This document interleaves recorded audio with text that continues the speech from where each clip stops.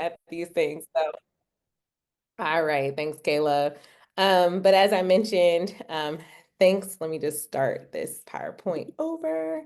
Thanks for coming to our HBCU student and alumni panel. I'm going to be your host, Tiffany, and I'm super excited to have you here. Um, as I mentioned, I'm the founder of Uprooted Academy. We were founded in 2021, so we are a COVID baby. And our goal is to ensure that all students, particularly students who might come from like very under-resourced backgrounds, and particularly first-generation students of color, basically younger versions of how I grew up, are able to navigate the college application process. They're able to connect with individuals both at the professional, professor, and alumni kind of area. So that way we can have connections, just like a lot of our peers might have like deep levels of connection. The goal is that like we're all family. So even if this is your first time joining us at Uprooted, like you are now part of the family and we're here to like strive and thrive together. And we want to do that because we want to close the wealth gap. Because we believe that when we have wealth within our community, it means that like our kids will be better, our neighbors will be better, our families will be better. And lastly, my background is actually a licensed therapist. So I spent my entire career working with folks around like mental health. And so I know that this process is inherently stressful. I know that a lot of folks, as they're going through this process, even if you're in high school now, might have experienced some sort of like lots of anxiety or stress or overwhelm. And so, like, my mission is to ensure that you have enough support structures around you that you don't feel alone. And so that way, when you're not feeling alone, it can alleviate some of that anxiety. And so that's who we are as an organization. And I'm really excited for you all to join us and to be here. If you just got into the room, we just asked about like where you're from. So what do we offer? We offer a lot of things. So I grew up um, like at a local Boys and Girls Club. And so the Boys and Girls Club was my spot to go to like hang out with my friends, to learn new different things. They would always bring in professors and professionals. And so we just kind of like made that through technology or using technology to be able to like have this virtual option of kind of like a Boys and Girls Club. And so we offer different events like you're at right now. Coming up in about a month, we'll actually have a virtual career discovery fair. So we'll have around 80 individuals who are professionals across the country, everything from a veterinarian to someone who's like an AI engineer, to folks who work in business or social impact. And so if you want, you can come to that. Every single one of our resources that we offer are completely free. And so we can tell you more about how you can learn about that career fair that's coming up. And it's all from the comfort of your home. We also do a virtual college fair where we bring in around 70 universities, and that's every October. We actually have a virtual community center opening up. And so if you look at like this top right, picture, and then the bottom right picture, that's like an entry point of what the internal community center is going to look like. And in there we'll have, curriculum. So if you don't have something at school that helps you like understand what you need to be able to apply to college, how you create a resume, how you join LinkedIn, how to network, all of that stuff will be there, and it's powered by AI, and we'll teach you how to use it. We offer professional development trainings for counselors, again, for free. And then we also do student and parent workshops, which is what you're at right now.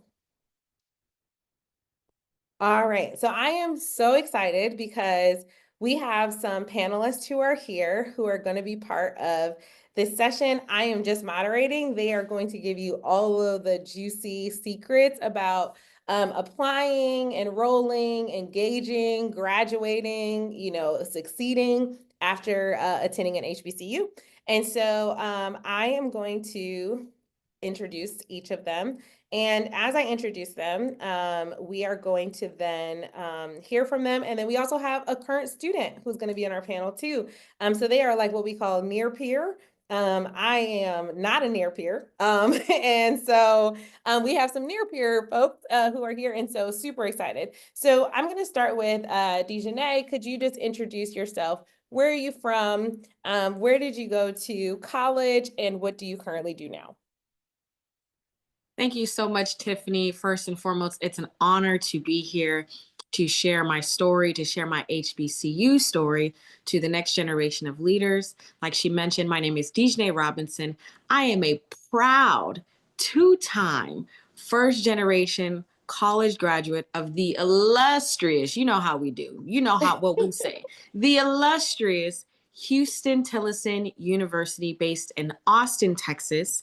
It is the oldest institution of higher learning, and it is the only HBCU in Austin, Texas.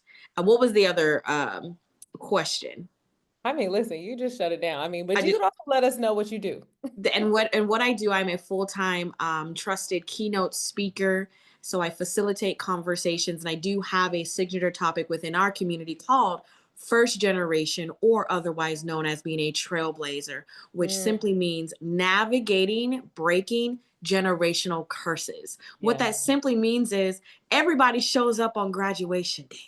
But that's when right. I was enduring my master's degree, I couldn't call my big mama. I couldn't call my parents to say, hey, while you were navigating your MBA, while you were obtaining your bachelor's degree, what tools, what resources did you use during that journey? I didn't have that sense of community. So it actually forced me to outsource and expand, which is also how I ended up within the tech space. So once again, it is an honor to be here, and I can't wait to continue to share my HBCU experience. Thank you so much. I got chills, right? Like thinking like hearing you and just, yes, this is obviously your gifting and what you are, obviously called to do. And so I'm really excited that you're here. Janae, you're up. Let us know where Oh you're from, wow, where you went, how do I follow that up? with your Jesus. head held high because you're the Midwest baddie. So Exactly. Period. So, hey y'all, I am Janae Tollison. I prefer to be called Nay, so feel free to refer to me as Nay. As the deck says, I'm a proud Midwest baddie from Columbus, Ohio. I am a graduate of the illustrious, the best university on earth. The unfortunately the only HBCU that matters on this call in this space right now, the illustrious Tennessee State University in Nashville, Tennessee. And I also recently graduated from UCLA with my master's in film and television production. So I've gone to both an HBCU and a PWI. So I can tell you that going to an HBCU is better, but we'll save that for later. Awesome. Thank you so much. And yeah, I think you're going to bring a lot of insight into the conversation because I'm sure a lot of folks that are listening are they're going to consider a PWI or an HBCU. So thank you for lifting that up, and thank you for letting me know we're going to call you Nay. Sorry about that. All right, so we are going to keep going, and we have Haley. Go ahead and let us know where you are from. We see where you're at, but let us know what you're majoring in, and any other things that might be helpful, maybe things that you're involved in right now. Yes, absolutely. So, hi everybody. I just want to say I think everybody's introductions were great. You guys ate it up, left no crumbs. I'm so sorry. But hi everybody. My name is Haley Simons. I am from the illustrious number one HBCU Spelman College here in Atlanta, Georgia. I'm 18 years old. I'm currently a junior photography major, minoring in management and organization with a concentration in marketing from Spelman College, here in Atlanta, Georgia. Currently, some of the things that I am involved in here on Spelman's campus is a lot of social media. So one of my biggest things was making sure that I find a way of how I can intertwine my major with my minor together. So I've been doing a lot of uh things here on social being a social media chair here on campus. Also, I'm also the CEO of Hales Enterprises LLC, that started back in Maryland. So I'm also a photographer as well, and being able to have the platform to extend my business from Maryland here to Atlanta has been great. And yeah, um I work with a lot of organizations on Spelman's campus, like helping getting events out there, making sure we let the student body know, like, hey, what's going on, and just giving back to my community. Um, I can go on, but I'm just gonna keep it brief and short. But yes, nice to meet everybody. Amazing. In case you're not aware, at orientation, you are taught to say that your HBCU is the best and you call it illustrious, and that's like part of the introduction. So in Yes. case y'all are like, did they all practice this? No, you are literally going through that. And so I think given that like concept, right? I think there's this really cool piece as it relates to, and let me just go back to this slide for the backdrop for the rest of it. So I think like something that I think about for an HBCU is these like milestones of community building, right? And I think that's why a lot of people go there, why they want to be there, is because you know that you're going to get this experience. And so I feel like whenever someone talks about an HBCU, they're always thinking about the experience, right? It's like synonymous. And so I want to know, for all of you, and we can kind of like round robin in and popcorn, like, why did you choose an HBCU? So let's just start like, what was your number one reason? Was it like you had a friend, an auntie, a cousin, you got something in the mail? Like, what was it for you about choosing an HBCU? And like, let's see kind of what brought you to that place.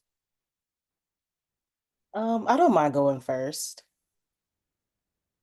So for me, the reason why I chose to attend an HBCU, I have a couple reasons. Number one, I'm second generation. So both of my parents graduated from HBCUs. They both Mm. graduated from Kentucky State University. They did not know each other in college. My mom's a little bit older than my dad, but they went to the same university. Both my parents are Greek, so they have a lot of friends in Mm. common. So there was just a lot that both my parents were involved in that, but they didn't know each other at the time. Because again, my mom was older than my dad, and my dad transferred to Kentucky State. He originally was at Prairie View, which is another HBCU in Mhm. Texas.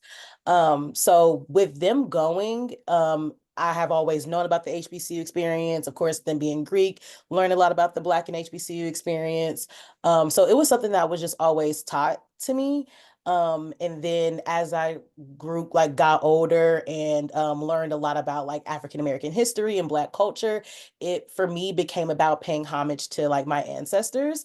Mm. Because granted, I eventually got my master's at UCLA, but like my grandparents couldn't even go to that school. You know what I'm saying? So it just didn't make sense for me to give my Black excellence in my education to some white people. No offense. Um, um, but yeah, Yeah. so yeah, it was that. Both my parents going to HBCUs. Also, A Different World is one of my favorite shows of all time. Yes.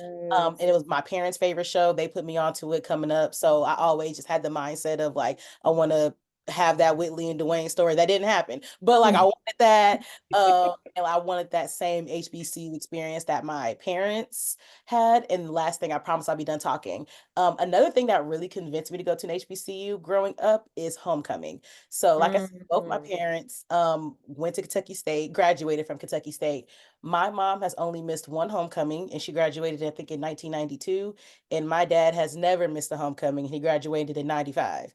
Wow. So the fact that my parents went to this one place every single year, no matter what was going on Mhm. in their lives, even when my parents divorced, like they see each other every single year at homecoming, and it's like it's not even a big deal. So for me, like homecoming, which I'm pretty sure we'll all talk about later on, was a big part of why I chose an HBCU. I went to Kentucky State's homecoming when I was younger, and I was like, yeah, I'm sold. So those are the three reasons why I chose an HBCU. It was kind of inevitable.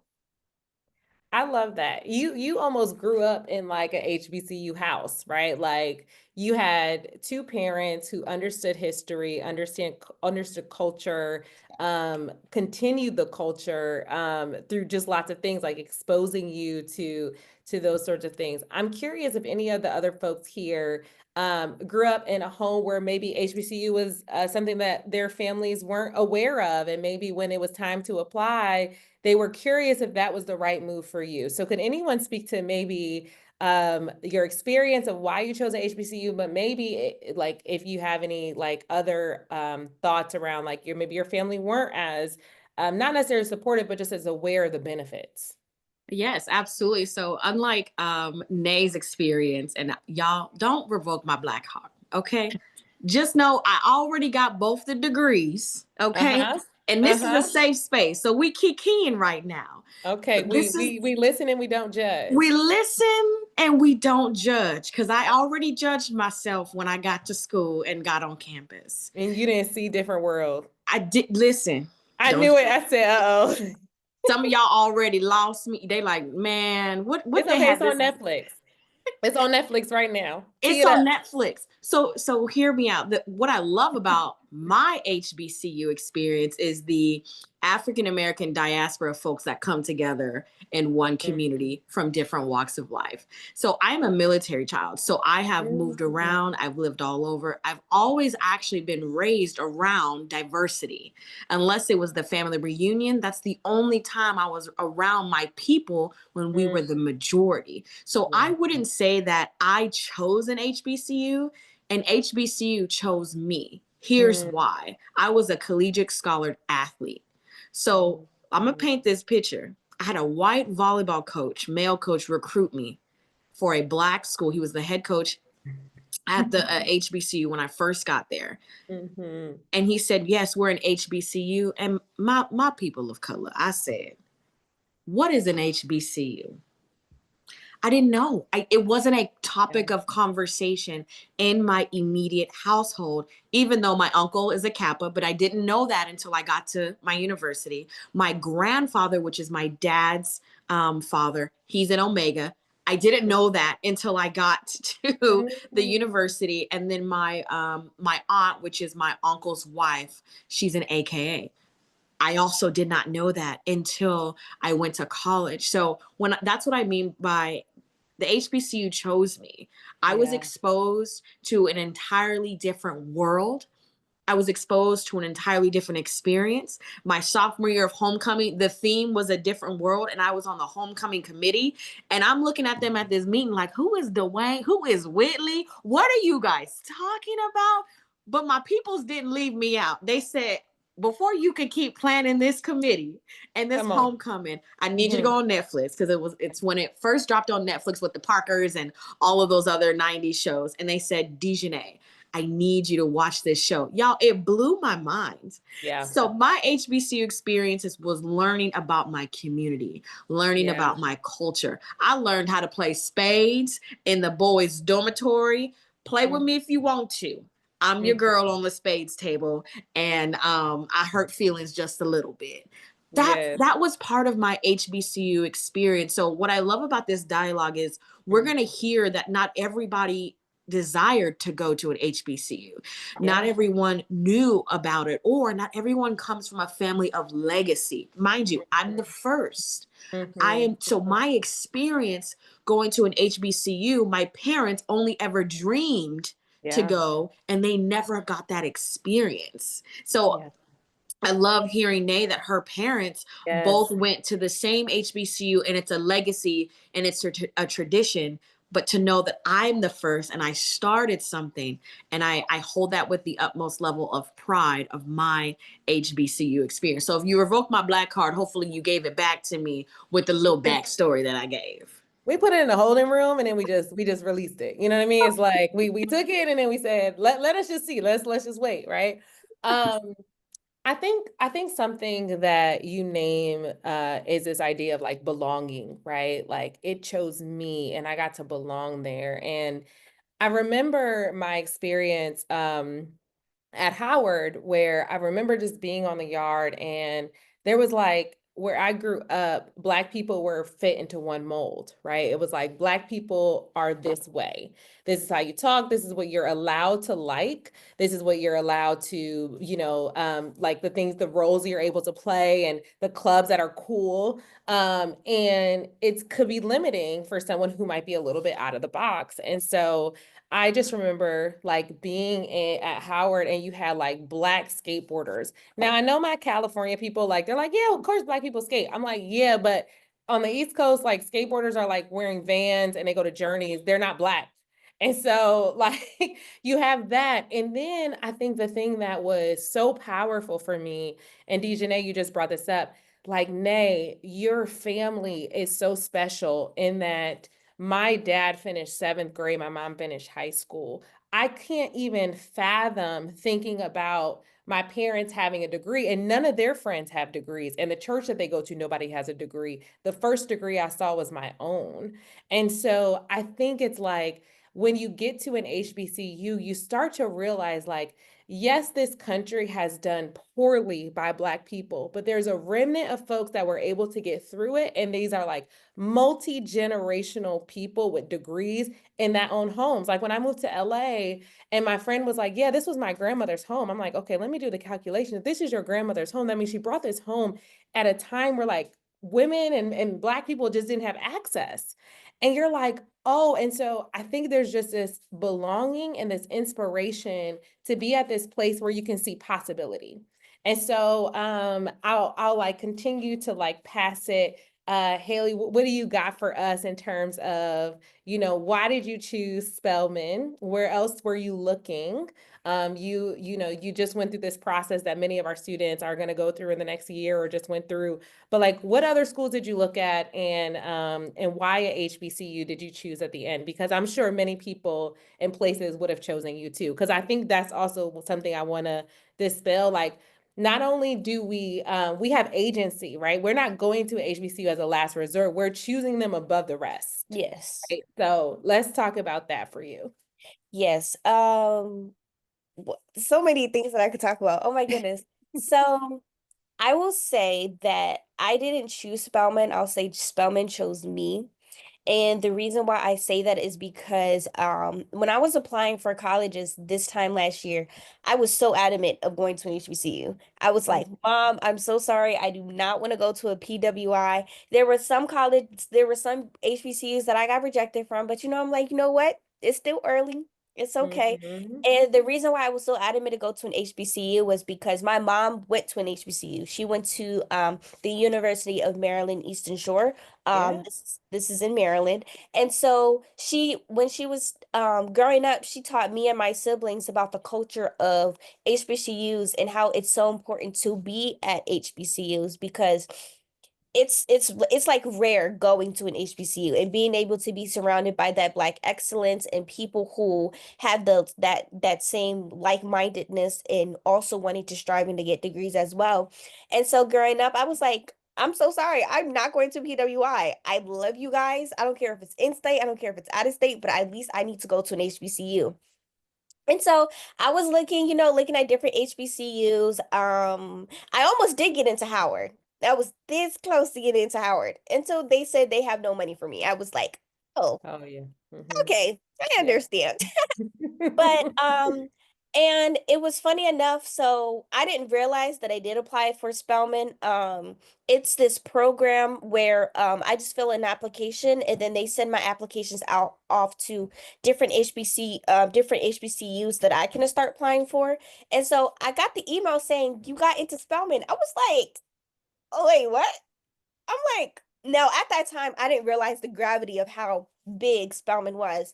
So I came down to Spelman, I toured the school, and the minute I walked through their gates, I absolutely fell in love with it because I was always surrounded by Black women, always having braids in their hair, always having like weaves in their hair, and not really having their natural hair out. And so when I walked on campus, I'm seeing almost every single girl, and mind you, Spelman is an all-girls school. So I see yes, the Black Common app. Yes, thank you. So I see every girl that looks just like me with their natural hair out. And this was something that shocked both me and my mother at the same time because this is not very common for me to see. Mm. And then also how the student to teacher ratio, which was 11 to 1, and knowing how small the campuses and classroom was. So I'm able to get that one-on-one connection with my professor, which was something very important to me because Mm. I'm one students that have accommodations. And so I do have special things that I need from professors that I might not want to necessarily talk about with all my other peers. And then you also had Morehouse. That's an all male school. So being able to have that connection with Clark Atlanta and then Morris Brown down the street, it's just that family connection that I absolutely fell in love with. And I was like, Mom, don't know how we're gonna make the money, but I wanted to come here to Spelman. So lo and behold, a year later, here I am. And so that's the reason why I chose an HBCU and also just the culture of how it is to be an Black beautiful excellence. And just being able to walk up to my eighth, like we wouldn't even need to go to the same school, right? I could have my friend that goes to Clark and I go to Spelman, and I'll be like, "Hey sis, how you doing?" It's just that sense of like that HBCU love that I absolutely fell in love with, and it helped me find myself in many ways that I think I would, especially if I were to go to an in-state back at home. And so being able to evolve into this person who I have become and all these networking opportunities have been great. But I'm gonna stop yapping. But yeah. No, I think you lifted up some like, really, really good points, right? And I think again, it's about like this idea of belonging. And I think not just belonging, but what you're hearing is like authenticity, right? Like I can belong anywhere, I can go anywhere, but can I be my authentic self when I'm there?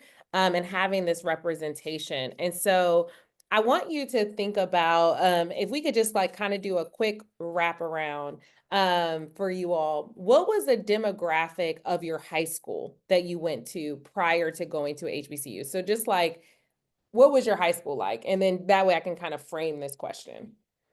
For me, I went to high school, middle school and high school in San Antonio, Texas. So very Hispanic, Latino majority. And then there was a sprinkle of Black and white, but predominantly Hispanic, Latino community. Thank you. For me, middle school was all Black. Middle school and elementary school were all Black. High school was half and half, so half white, half Black. And then of course HBCU. Yeah. For me, my elementary school was mostly white, few Black, and then middle school half and half, and then high school it was more Blacks than whites. Then yes, HBCU. Awesome. So I asked that question because sometimes, right, when people are thinking about going to a HBCU, they might not, they might have never had maybe like a Black teacher, right? Like there's data around the percentage of folks who've had a teacher that looks like them, and it's not that high. And if you are Black and male, right, like it's even lower for you to have someone that looks like you. And so I share this story all the time. So I grew up 1 mile away from Yale University. And so my experience looking at that school was that the only people that looked like me were on like what we call like blue collar, right? Like they work in the mailroom, they work on their janitorial staff, they're in the cafeteria, but all of like what I call like the white coats, the folks that had the doctor jackets or were these like, suit and tie professionals, they didn't look like me. And so when I stepped on Howard's campus and went to the cafeteria, which is like the gathering place for all the folks on campus, I had this shock where I looked up and I was like, oh my gosh, like all the people in the suits and the white coats, they're like me, they're Black. And so that for me was huge. And it was like an unlocking that like, oh, Tiffany, you can be anything. And I think it's like partly why Uprooted Academy exists, because like in all of our, even our programming and our, career fair that we have coming up, it's important for us not to just bring in someone who's white and an AI engineer, because you're like, duh, I already know those exist. It's more like, I want you to see yourself as an AI engineer because we're going to bring in someone that looks like you. And so that unlocked, like, probably is partly part of my story of how I was able to feel confident to start this organization. But I'm curious for you all, like, when you got to your HBCU and you're like surrounded by folks with doctorate degrees who are your professors and like are at a level of excellence, they're publishing and they're on, covers of magazines and people know them to be thought leaders. Like, what was your aha moment? Like, oh my gosh, I'm in this place of not only just Black excellence, but Black academic excellence, right? Because I think I always like to say, even like there's a lot of Black excellence that we point out for like sports and entertainment, right? But like now you're in a place of like Black inquiry academic excellence. Like what was your aha moment and what was that? Could you take us through that moment where you're like, oh snap, like I'm in a very special place here at this HBCU? I can take that. For me, my aha moment actually didn't necessarily come from professors. It came just within my peer group. Like I said, both my parents graduated from college. My dad has a PhD, my mom has a master's. All of their friends are like professionals. Hey, you didn't tell us this. This is So this yeah, is so this like I is so didn't have to special. like Yeah, like I think that's so cool. You went to Howard and saw the white coats, and that was like your aha moment. I had nothing like that. My dad has a PhD, my mom has an MBA. Like I, like Wow. I don't have that. I always knew Black people were killing it. It was just like, what were you gonna do? But Mm, I will say for me, and I think that was it for me. Like I think for me, even though yes, I'm second generation, I felt like I had a different pressure because it's like you now you got the plan, you got the platform, you have the people. Thank you that like can put you in these positions. What do you want to do with it? But anyway, to answer your question, I remember when I first got down to TSU, I called my mom within 24 hours and I told her that I absolutely hated it here and that I wanted to go to Kentucky State and like this school's ghetto and these people talk crazy and what is a junt? Who is Moneybag Yo? Like it was a major culture shock for me.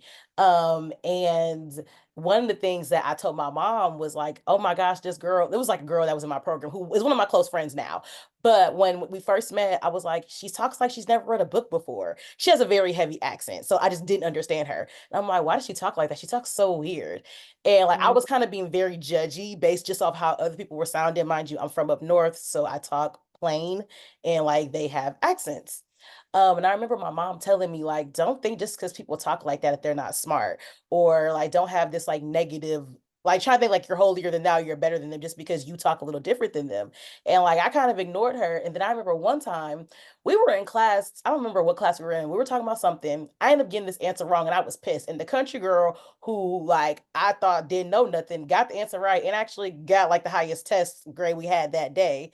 So then I actually went up to her and asked her for help, and then we ended up becoming really good friends. But I said that to say that like I had a negative view on some of my friends and other people just mm, based off the way that they talked. And you know, even in the real world, people will like judge you based off anything, you know what I'm saying? And like, how dare I do that to mm, somebody that's my own peer? But it just really taught me that even if you think like, okay, yeah, you think you're the smartest and the baddest in the room, there's somebody that's just as smart, just as bad, probably work a little harder than you, and y'all mm, still got at the same place. So I think yeah. that just taught me one to have a lot more humility, two not to mm, judge people just by how they speak or the way they look or whatever. Actually take the time to get to know somebody. And another thing that I've learned is that if you're in the same space as somebody, or even when you guys go into different spaces, like that person got there just like you got there. So Yeah. nobody is like better or worse or holier than thou or more than you because y'all all got here one way or another or by the same person's help. So that was my aha moment. Like just like being around other people who, while I may not think like this person doesn't sound smart, like don't think like mm. that. Like don't have a rigid view of other people just because they're different than you. You know, one, thank you for the level of vulnerability that you just brought to that. I think that sometimes we think that when we're all together, it'll be a safe, like a safe judgment-free space. But there's judgments from the Black card side, and then there's judgment from the like elitist side too, right? Like because now you have all of these folks coming together, and you start to realize like, oh, your upbringing was different than mine, and so there's still going to be some tension, right? I think a lot about there's a person, her a scholar, actually former president of Spelman, Beverly Tatum, who wrote a book called "Why Are the Black Kids Sitting Together in the Cafeteria?" And she talks about like how sometimes we forget that even as Black people, we're still breathing in the judgment and the kind of like the inequities that we have been told about ourselves. Like we're not exempt from that. We don't have a mask to put on to say like, I'm hearing about how they talk about our people. I'm not going to listen or ingest. We're actually still ingesting it. And so it takes almost another level of awareness to be able to say, oh, snap, I've become them just in this space, right? I am Black, but I'm holding these like white supremacist values around what is right, how does like speech sound. And you know what? I just love that you were so vulnerable enough to share that, because people might think like, oh, if I go to an HBCU, like you're not going to grow and develop, but like you have just reasoned with us to let us know like, no, there's still growth and development that's going to happen there, and those things are applicable for later in life. And so thank you for sharing that. I'm so happy y'all are friends. And you know, that both of you got to go on this journey, because I'm sure she might have had some misconceptions about you. Oh, look at this girl who has her family who's been to HBCUs and her parents who are all these things. And, you know, she doesn't know anything about what it is to be X. And then you have it on the other side, right? Maybe I'm embellishing a little bit, but I think it's just like important to note that we're not a monolith, right? I think that's why I'm like so excited to hear that you know, your dad has a PhD, your mom has an MBA. That's so dope to me. And so we're not a monolith. We don't all have the same experiences. And so just because you go to HBCU doesn't mean that you're going to be exempt from these experiences, but you can try to lean in and have growth. So thank you. Thank you for sharing that. While somebody else is talking, I would love to take a question from someone who is here in the chat. Oh, okay, perfect. It looks like I have some questions. So I'm going to pivot to what the people want. And so let's go with either Haley or Dejanay. Let us know. How did your HBCU prepare you for your career and future? So, Dejanay, let's talk to you for that question, and then I'll pop the other one to Haley. I think that's a phenomenal question, and I think it's an honest question, and we have to be transparent about it. And I like to add that caution there, because I don't think it's necessarily a slander to said university, right? To said HBCU.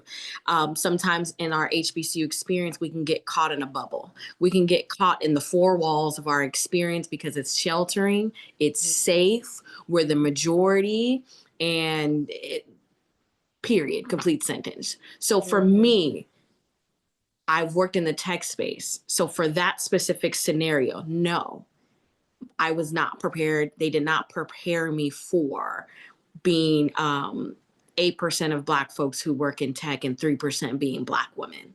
So I've worked at Facebook, I've worked at Google, and I've worked at a startup tech company.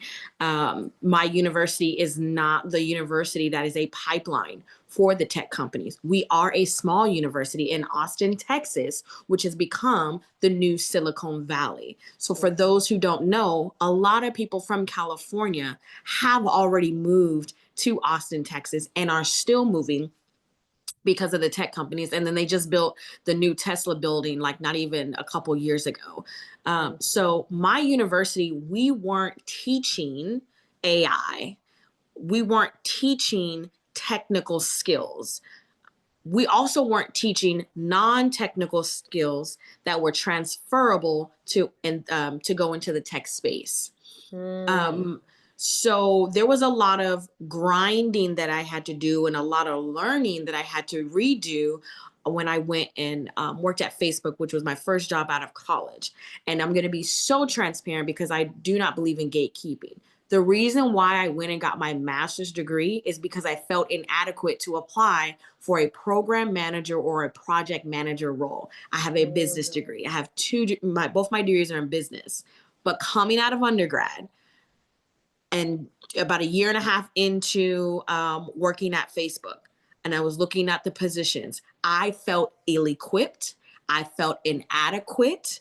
I felt as if I was not prepared. Now, was that the reality? Was that imposter syndrome? We can use all these verbs and these terminologies of what it could have been. No, I lacked the confidence to say if I apply for that job, the only reason why I didn't get it is because of XYZ. No, I felt like I wasn't prepared. So we, as educators in whatever space that you're in, as high school students, I encourage you to ensure that you're taking the classes that will help you for the future. I encourage you to go against the status quo. I encourage you to be a change breaker, a change maker. I encourage you to do something different. This is why the future is ever evolving. The future is always changing. So the thing that feels weird right now is actually going to be the highest paying job when by the time you graduate and you matriculate and you do your 4 years, your 6 years, or you go for your secondary degree. That's just my lived experience. They did prepare us for something, but it just wasn't the thing that I ended up doing for the first 6 years after I got out of college. Yeah, that's super helpful. I'm curious as a follow-up question, right? For folks who might not know what they want to do, right? How do they pick the right HBCU that can prepare them for a change? So, you like you said, yours was a smaller HBCU, so you didn't have a lot of um possibly to like do the tech route. But like what would you suggest? Obviously, there's probably a few folks on this call who are like, I know what I want to do, and that's going to be clear. But for the folks who might be undecided or might be more open-minded to like allow things to change, what do you suggest them to look for in a college that will be able to equip them no matter which direction they go to? Absolutely. I think it's important. We mentioned this prior to the call. Do not be ashamed to choose a community college or a JUCO at first, just to get your basics out the way. Plus, it also saves you money. But if you ball out. But for folks whose parents were divorced by the time they graduated high school, and I was going into college, I went to a community college my first year. I was part-time and I worked. So for those who are unsure, I encourage you to just take a different route. There is no shame. And I challenge somebody with love whose outer circle is telling them you have to go to a 4-year. If that is what you want to do, I am just giving you my lived experience. I encourage you to go to a JUCO or a 2-year college to help you figure out and identify what it is that you like to do first and foremost. Secondly, I would encourage you actually to use ChatGPT, which was not a thing when I was coming up in college, and use technology to what I call as brain dump all the things you love to do. What brings you joy? What are your hobbies? What skills, what traits, what are you good at? And then ask ChatGPT, what does that job look like? What does that career life look like? And kind of get a gauge of different ways that you can pivot into and what degrees, certifications, trade schools that you can go to. And lastly, and in closing, for me, I didn't know what degree that I wanted, and I actually picked business by default because I knew a business degree was universal. So no matter what occupational space I went into, you have to manage people. You have to have good customer service. You have to be at least aware of finances and money and negotiating, whether you're negotiating your worth, your value, or negotiating a contract. So that's why I ended up picking business, because in my mindset, it was universal and it actually worked because now I'm a full-time speaker and I'm using all of the tools that I've learned for business management, business administration with a liberal arts degree. And it actually helps me as a full-time speaker, entrepreneur. Awesome. Thank you so much for that. All right, Haley, you're up. In thinking about your experience right now at your HBCU, can you talk a little bit about the first 120 days, right? Like, what do you do in those first 120 days to help you build that community, that affinity, that component that we know about all HBCUs that people just have like this mega pride? What is the first 120 days like? And if you can share that out. Yeah, so my 120 days looked a little different than I know with most people. So for me, I will say your 120 days when you're in college is you having fun, being away from home, not really being underneath the parents' rules, having the freedom, have the independent of what you want to do. I want to say that's like the first month, because we not really having classes like that, it's still new, we still fresh.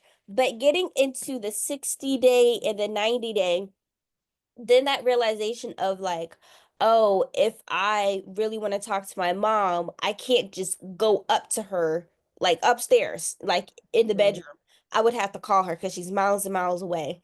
And then Mhm. when you hit that 120 days, it's now a question of, well, shoot, I'm here by myself, don't really have that support system around me, and I don't really have my family that I can lean on. What am I doing? Yeah. I think for me, my 120 days looked like that because being going from Maryland to Atlanta, I was really trying to find who Haley really was. And so it Mm. was fun at first, but then when it really started to get to the nitty-gritty of things, I was like, I don't know if this is right. I remember when I called my mom because we had something called NSO week. So that first week was for all the first years to get acclimated, move in early and just have fun. I called my mom and I said, "Mom, I don't think Spelman is for me. I'm seeing that I'm not really fitting in with everybody. Everybody had already had like those friend groups way before coming to college. So I kind of felt like an outsider and I didn't think that this is for me." And she said, she was like, "Haley, give it a week. Okay. If you still feel like after a week Spelman isn't the right place for you, you can always come home." And then after that week, I felt like I'm kind of like going all over the place because the experience was a little bit different. But to sum it all up, it was a transition, I will say. Um, Finding your friend groups, who was really your friend versus someone that you might just be acquainted with, your acquaintances, getting to know your professors and trying to find your grounding and your footing at your said at my HBCU was, yeah, so that's what my 120 days look like. But I know everyone 120 days look different for everybody, but that's just how personally my experience was. So yeah, Can in a I add nutshell. something to that, Tiffany? I'm so sorry. For anyone who is nervous, right? Just like Haley said, you're there, you think that you're isolated, you're by yourself. I don't know if other HBCUs do. My HBCU did like a summer bridge program where the summer before your fall semester, before you first walk on a campus as a freshman, check to see if the university has a program that you go and you literally go there for the summer and they kind of prepare you for college. You live on campus, you go there right for 2 weeks before move in. Sometimes it's a month, sometimes it's 30 days, depending on the university.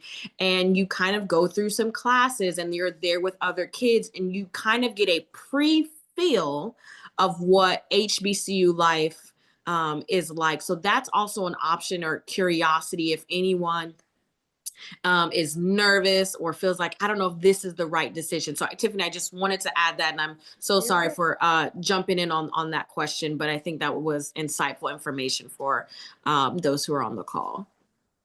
No, thank you for that. You actually brought up something that I wasn't thinking about, but I think something to do to see if it is a good fit is if you are a freshman, sophomore, or junior in high school right now, try to find a summer program that even if it's a 2-week robotics, 2 weeks business program, a lot of times these universities will have these 2-week high school programs that are residential, and that can also, be a nice peak. And Haley, I just want to say that I really appreciate you sharing that, you wanted to go home, right? I think sometimes when people hear the end of the experience, for many of us, right, it's like, oh my God, it was great, right? But we forget that in the beginning, it might not have been. And it was important for you to bring that to the conversation because if someone here gets to a campus and doesn't like it, I don't want them to feel like something's wrong with them, right? Like the reason the transfer rate from any university is high is because people could change their mind or what they thought was going to be might not be. And I think you just allowed and gave permission for that to be okay. And it was okay that you stayed. It would have been okay if you left. It would have been okay as long as you honored what your body and your mind and your soul needed, right, in that moment, because we know ourselves best, right? And so I think sometimes we and people in general, we can all get caught up in this idea of like, but I should be so happy to be here and I should be so grateful. And yet we're deteriorating. And it's okay to be honest, to have that person to say, I don't like it. And I know everybody else around me looks like they love it, but I don't.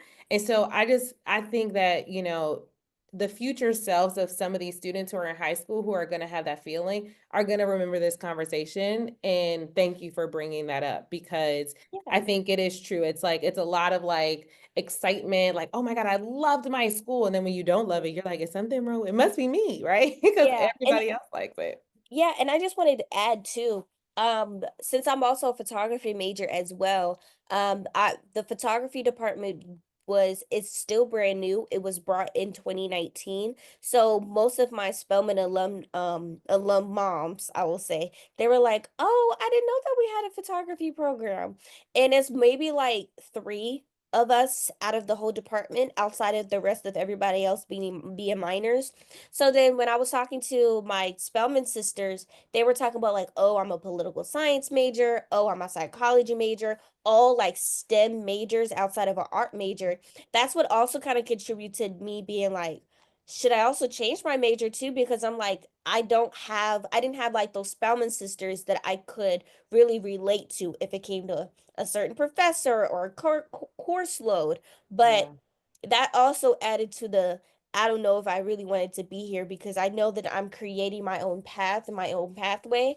But I know that like first coming to campus, I'm like, oh, I want to be relatable like everybody else is. But then when I slowly realized, I was like, oh, I might be, until I found out I had two more people in my department. I'm like, I'm really the only one that has this major, and it's kind of lonely because it's like, who else Mm, can I just relate this to outside of talking to my courses to my mom? But I'm like, my mom not gonna relate. She done with school, she got her degrees and everything. But I'm like, so mm, yeah, that's what also contributed to that isolation and feeling and not being able to relate to people. But I'm glad that you did say that most people will experience that. Because mm. that's something that you can't really like run Plan away from. I for. think, yeah, Yeah, like fair for it. everybody goes through that. And it's whether of a you continue to still go through that journey until you find your own people, or you decide, okay, I'm gonna go a different way. So yeah. Yeah. And I think because if you look at the map, right, of the United States and you look at where HBCUs are placed, for the most part, you're going to be going far from home, right? Like for most people, if they're at an HBCU, they will likely be around at least 90 minutes or more away from home. And so if you're on the West Coast, you're going to have to fly over, right? So that's an element that, there's just not as many for you to be like, I'm going to go to the one that's local to me, right? Even Haley's mom, who went to UMES, it's in Eastern Shore. If she grew up in Baltimore, from Baltimore to Eastern Shore is a good 3-hour drive, right? So we're not talking about like, oh, come around the corner and bring me my favorite meal for comfort. It's like, girl, I'm going to see you at Thanksgiving, right? And so I think there is another element of like with most of folks, if you go to HBCU, you're going to be far from home. Okay, I want to bring up one more conversation, right? So there's always this aspect of that people will think about like, can an HBCU and Dejanay, you kind of talked about it in terms of like your career path and your idea of being like going into tech and maybe imposter syndrome. And I also think like I don't know if anybody's prepared for anything in the world, right? Even like it's funny, I actually met someone who went to Cornell, majored in computer science, and still needed like another certification to get a job that they wanted in software engineering. So I don't know that there's just something with colleges and preparation, but that's a story for another day. But I do think that there's this element outside of just the career path that people will always say, why would you go to an HBCU when it's not like the real world? And when you leave an HBCU, could you acclimate back to the real world? And so, if one or two of you can kind of chit chat about what you share with people when they say that, or what you may have had to share when you were choosing an HBCU, that would be really helpful. I can go for this one because, again, like I said earlier, I've been to both an HBCU and a PWI, and I've graduated. Emphasis on graduated from both of them. So Mhm. I got some stories. So when I hear people say that HBCUs fail to prepare you for the real world, or that it's not like the real world, or why would you even do that to yourself? Because you're going to be in this, Black utopia for 4 years just to go back to the real world. I think it's full of crap, BS, if you Mm. will. Um, and I think it's full of crap because one, people don't realize this is the first thing I'm going to say is the world is political.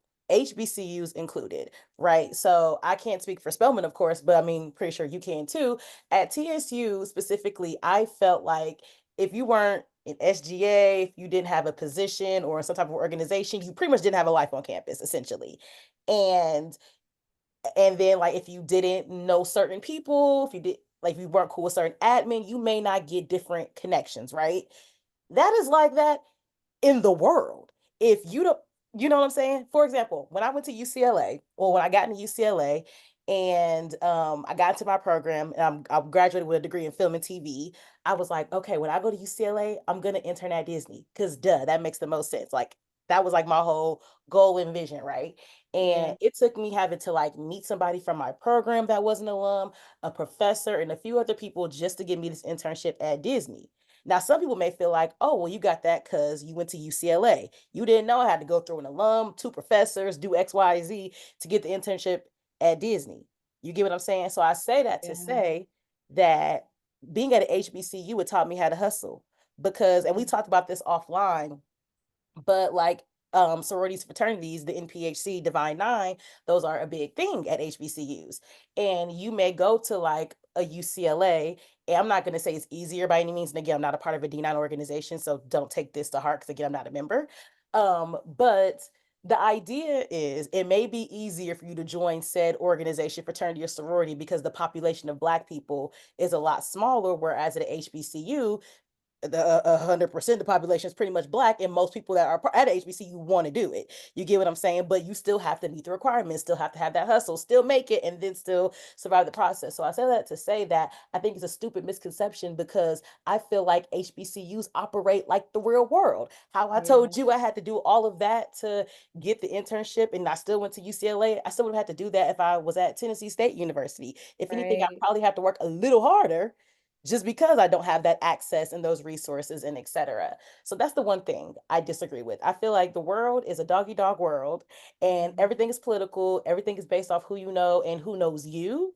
Yeah. And I feel like because I went to an HBCU, it prepared me to operate like that in the real world, especially in my field of entertainment. Like you, like for example, you may see like a position on Disney or like some other network, streaming service, etc, and you may see the job application on LinkedIn. That's because they are literally required by law to post Yeah. that they have a job opening. That does not mean you're going to get it. They already have it filled. They're just doing it because Yep. they have to do that. And Yep. once I learned that, I was like, oh, like it just changed everything. So now I know if I even think there's a company I want to work for or anything of that nature, I have to meet somebody at that company. They got to like me. There has to be an opportunity and so on and so forth. And going to an HBCU taught me all of those things. So Yeah. that's number one. Number two, I feel like an HBCU teaches you to network across and not network up. I remember Issa Rae saying that one time in the interview, and it just really stuck with me. Because it's your peers who are going to get you jobs. It's your peers Yeah. who are going to let you know about that next opportunity. It's your peers who you are on this journey with who are going to support you. It's not going to be the senior vice president of Google that's going to get you that job, sweetheart. I promise you it's not. They don't Yeah. even know those types of jobs exist. You get what I'm Yeah. saying?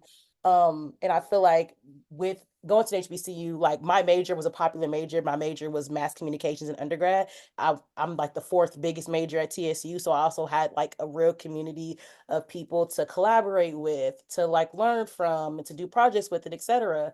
So yeah, and all these things helped me in the real world because I mean, when I went to UCLA, I still had to collaborate with people on Yeah. short films, and instead of collaborating with a bunch of Black people, I'm the only Black person on the team, and I'm collaborating with a 35-year-old white dude, and etc. Mhm. So I think in general, in summary, it is BS. Some people say that an HBCU does not prepare you for the world, the real Yeah. world. While I will say you may not be prepared to be the only one, you will always be prepared to be the best one. You will Yes. always know how to speak eloquently. You will always stand out. You know Yeah. how to get the job done. You know how to take accountability for things. Like you are just naturally better because you were already cultivated and loved on in an environment that was made specifically for you. And so that's that one part. Now, again, I went from Tennessee State to UCLA and I went straight through to grad school. So I graduated TSU 2022. I went to UCLA September of 2022. So Mhm. I went from this big HBCU experience lit homecomings and everything to going to white UCLA in Westwood in the most expensive area in freaking Los Angeles. Oh my gosh, the culture shock was culture shocking. And like I found the Black people at UCLA to be a little off, a little weird. I found it very, very hard to just make connections. And a lot of them also went to PWI. So I feel like this was like just whatever to them. And I'm like, this is not normal. How are you guys operating in this white establishment? Like, this is very, you know what I'm saying? Mhm. So I say that to say that going from an HBCU to a PWI was absolutely culture shocking. I have found it a little hard to make friends. I also really didn't have like a life outside of school. Because again, when you're in grad school, you're there for a completely different reason. It's not like I'm Yeah. here to join this organization and run for this position. And like I'm here to get my degree and go home. So Yeah. that was also difficult, like trying to build a life outside of school. I feel like in undergrad, like they encourage you to get involved. They encourage you to like do these different things on campus because essentially your campus is going to be your home for the next 4 years. When you're in grad school, you ain't getting the type of time. You just don't. Mhm. So Yeah. in summary, in conclusion, oh, and one more thing. Um, I was the only Black woman in my entire program. So it's 15 of us. There was two people that were Black. I was the only Black woman, and the other Black guy, he was like an older Black dude. And it was weird being 22 in classes with a bunch of 28, 30-year-olds, 40, some people married with kids, some people in their second divorce. I like, you know what I'm saying? It's just crazy. But even despite all that, I still found a way to shine through. I still found a way to get good grades. I still interned at Disney and had amazing other internships and everything. And guess what? This little girl from Columbus, Ohio, who went to an HBCU and then went to UCLA, still made it out. So I still have to Yeah. say that the transition is crazy. And even if you don't transition, even if you choose one or the other, the experience is going to be the experience regardless. Yeah. Um, but HBCUs definitely prepare you for the real world. Anybody who says otherwise doesn't know nothing about the real world, or they've only been caught up in their very white and real world. So they want you to be very caught up in their white and real world. And this ain't that. So that's my story. Yeah, thanks, Nan. I also want to lift up, like, will it make you competitive for the real world? And you just said you were one of 15 people in this grad program. And if you don't know about UCLA's film program, it's very rigorous. It's very hard to get into. And so you were one of 15 and they pulled you from an HBCU, which means that you were prepared for that. So thank you for that. And I just want to name a couple of other things that we have talked about, or that we didn't mention, but just want to lift. Anything you get at any large institution, you can likely, like 99% of a chance, get it at a HBCU. So you want to study abroad, you can do it if you're at a HBCU. You can do it if you're at a PWI. You want to do an exchange program, which is basically a domestic abroad program. So that means that you get to like go to a different university. That's sometimes what they talk about. You could do that at a HBCU. You can do that at a PWI. You could have clubs and organizations. You can do that at HBCU. So a lot of times what you see at PWIs in terms of like, oh, you can study abroad, they just have more marketing dollars to let you know that. You might not, like, there's inequity in the system, right? So HBCUs might not have the marketing dollars to like realize you Googled how to study abroad in Paris and then get your cookies. So now next time you log into Instagram or TikTok, now you have an ad from Spelman College that says study abroad, right? Those are the power dollars of marketing that these larger PWIs will have because they have budgets, they have legacy, and they have endowments that can fund it. And so just because you don't see it screamed from the rooftop doesn't mean it doesn't exist at an HBCU. It just means you have to figure it out and find it like on your own. And that's just an equity thing. It's not because it's not available. I do want to lift as well that everybody knows at HBCUs, you're going to come out and you're going to come out correct, and you do know how to network. I mean, I have never seen people who network across as much as I have at HBCUs, and so just want to name that. In closing, one sentence. So think about your one sentence. One sentence advice for the person who's on the fence about whether or not they should go to an HBCU. If this was your little sibling, your little cousin, your god kid, whatever, what would you tell them if they're on the fence about going to an HBCU? What would be the one piece of advice? And so I'll give you a couple seconds to think about it, just one sentence as we're in closing. And as we're closing and as we're doing that, Kayla, if you can put the poll on the screen. And if there's any questions that I haven't gotten to, if you have it, can you just let me know? I'll try to squeeze it in after their one piece of advice. The one advice that I would give is what I learned going to an HBCU. I learned how to love my Blackness. From the kinky curly hair, I transitioned from having a relaxer to natural hair my senior year of high school. I didn't feel beautiful. I didn't feel pretty.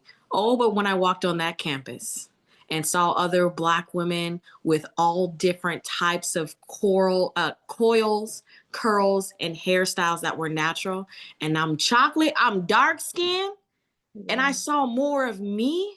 Mm. So if I were talking to the younger version of myself, going to an HBCU helped me embrace my Blackness. Thank you for that. Thank you. If I was to talk to my younger me, I would say, you have the rest of your life to be a minority. Enjoy 4 years of being the majority. Mm. That's good. Might be the last time. Yes, I would just say we have a poet in the room, Miss Nay. That was very poetic. It was so poetic. I'm like, I'm gonna have to use that in a little internship or something when I'm applying for my internship because that was good. Um, Mhm. if I had to give one advice slash one sentence, I think it would be go to an HBCU to enjoy being yourself for the first and last time. Because I think, especially in the times that we're in right now, it is heavily important that we do go to HBCUs because people will be surrounded like-minded and people like us, and how this world may go in the next couple of years. There may Mhm. not be a lot of us left. So go to an HBCU so that you Mhm. can see more of yourself and blossom the way that you would like. Yep, that's my one. Awesome. Thank you, thank you, thank you, thank you, thank you. Well, I just want to thank everyone for showing up. If you have not taken the poll, please do so. It's in the chat. We would love to hear your feedback, not just on this, but like other events that you're thinking about doing. And I just want to call out, if you are free on March 15th, we have our upcoming event, which is our Major and Career Discovery Fair, where you'll hear from other folks to talk about, they're going to talk about not only where they went to school, what they majored in, and what their career is. And so you get to see like a full spectrum. We have 11 virtual panels. It's not Zoom. It's a really cool, makeup of a platform. I think I kind of showed a little bit of what that looks like here. So in this top right-hand corner, it looks like you're going into like an actual convention center, and then you like kind of log through. So it's super meta-y. And so then you'll see like lots of people. So these are our speakers from last year's panel around entertainment. So we have, I'm looking here, we have someone who's won an Emmy. We have a really dope person who does art and has activations all over. If you've ever watched Insecure, we had Yvonne Orji who played Molly on there. And we had a couple of other folks on there as well. So we have some really cool people. So March 15th, if you are free, it is free, and you can sign up and you can join in and you can sit on 2 panels. You'll have the opportunity to flip, and there are 11 different types of panels. So for my folks who work with students, make sure that they sign up. If you work with students and you want to host a pizza party, we have a partnership with Domino's who will mail you pizza as long as you can get 25 students. Kayla runs that program. She's here in the chat. Thanks for helping me today, Kayla. And yeah, you could reach out to her. But other than that, thank you all for coming. I really, really, really enjoyed that. And yes, please, please, please join us. If you're a high school educator, you can be anything. You can be a parent, you could be a youth leader, you could be a coach, you could be a counselor, a teacher. Anyone can host a party for this event. We really deconstruct this idea that it has to go through one person, but anybody who is a caring adult that wants to have their students join, please let us know, and we will, we will love to see you and your students there, and we'd love to send you all pizza.